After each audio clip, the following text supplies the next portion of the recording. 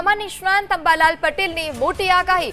ઉત્તર ગુજરાત, મધ્ય ગુજરાત પર મેઘરાજા થશે મહેરબાન। ઉત્તર અને મધ્ય ગુજરાતના ભાગોમાં વરસાદ રહેશે। 24 થી 26 જુલાઈ દરમિયાન ભારેથી અતિભારે વરસાદ ખાબકશે। મહેસાણા, સાબરકાંઠામાં 3 ઇંચથી વધુ વરસાદ ખાબકી શકે છે।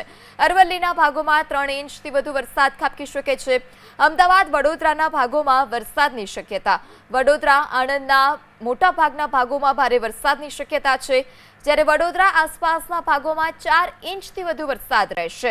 જો સિસ્ટમ મજબૂત હશે તો 6 ઇંચ કે તેથી વધુ વરસાદ ખાબકી શકે છે। ઉત્તર મધ્ય ગુજરાતના ભાગોમાં પણ વરસાદથી ભાગો તરબોળ થશે। કચ્છના ભાગોમાં ભારે વરસાદી ઝાપટા રહી શકે છે। ઉત્તર સૌરાષ્ટ્રના ભાગોમાં હળવાથી ભારે વરસાદી ઝાપટા રહેશે। રાજકોટ, સુરેન્દ્રનગર, મોરબીમાં હળવાથી ભારે વરસાદી ઝાપટા પડી શકે છે। દક્ષિણ સૌરાષ્ટ્રના ભાગોમાં 4 ઇંચથી વધુ વરસાદની શક્યતા છે। ગીર સોમનાથ, અમરેલી, ભાવનગરમાં પણ વરસાદ ખાબકી શકે છે।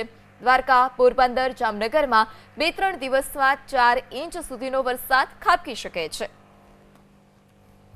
જે 22 તારીખ આસપાસની સિસ્ટમ બને છે તે ગુજરાતમાં લગભગ વરસાદ તારીખ 24, 25 અને 26 તારીખમાં લાવવાની શક્યતા રહેશે। જેમાં ઉત્તર ગુજરાતના ભાગો, મધ્ય ગુજરાતના ભાગો, કચ્છના ભાગોમાં ભારે વરસાદ થવાની શક્યતા રહેશે। કેટલાક ભાગમાં અતિ ભારે વરસાદ થવાની શક્યતા રહેશે। ખાસ કરીને મહેસાણાના ભાગો, સાબરકાંઠાના ભાગો અને અરવલ્લીના ભાગોમાં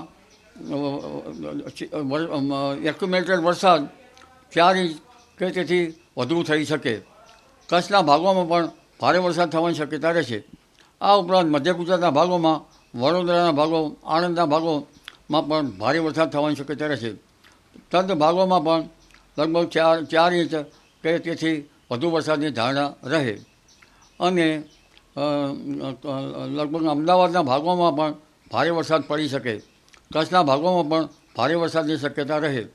એટલે હવે જે વરસાદની સ્થિતિ જે છે એ ખેડૂત ભાઈઓ રાહમાં છે, પોષક રહેશે।